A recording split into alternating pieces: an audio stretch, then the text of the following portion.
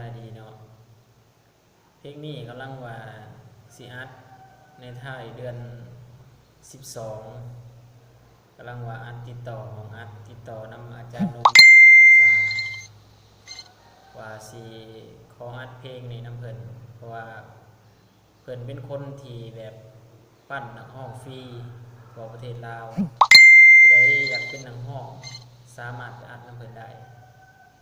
ข้าพเจ้าจะว่ามีความสนใจอยากไปศึกษาอยากไปอัดเพลงนำเพิ่น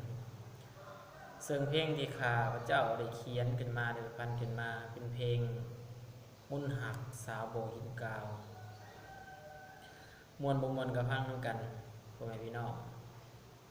ตีส้มนำกันว่ามันเป็นจังไดพอแก้ตัวใดก็แก้ซอยกันฟังซอยกันผิวสวยแวววาวบ่เห็นกาวสามงามวิไลเห็นแล้วซาบซึ้งตึงใจอยากได้มาเป็นคู่ครองเจ้างามกระดองอยากขอมันหมายจับจองหวังว่าอายคงสมปองอยากได้น้องนั้นมาเป็นแฟนหินก้าวหลายแท้เป็นบ่อเหตุที่มีค่าสูงลงควรใส่พัฒนาพุทธคนสาบานทุกคนได้ผลตอบแทน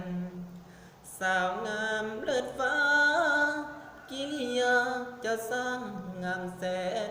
บ่อหินกาวสาวงามทั่วแดนอยากได้ควงแขนห่วมหอวิวาผิวขาวสาวงาม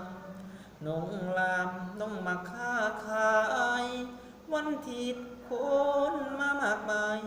ทางยิงชายทุกทั่วหน้าวันประหารหรือดี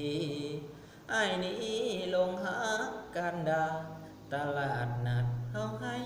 สัญญาจะกลับมาสู่ขอคนงามหุนทางสะอาดธรรมศาสตร์สวยเด่นงามตามีไฟฟ้าและน้ำปาอยู่ทงนาน้ำสุ่มดิน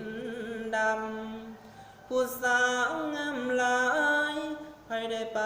บ่บุญสักน้ำเห็นแล้วส่วนให้จดจำแม่งามคำสาวหินกาวผิวขาวสาวงามนงลามต้องมาค้าขายวันทิศคนมามากมายทางยิงสายทุกทั่วหน้า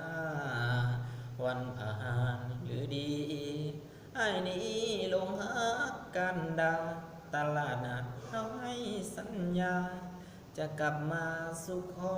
คนงามหนทางสะอาดธรรมศาสตร์สวยเด่นงามตามีไฟฟ้าและน้ำปาอยู่ทุ่งนาน้ำทุ่งดินดำผู้สาวงามหลายใครได้ไปบ่บนสักน้ำเห็นแล้วส่วนให้จดจำแม่งามคำสาวบ่ยินกา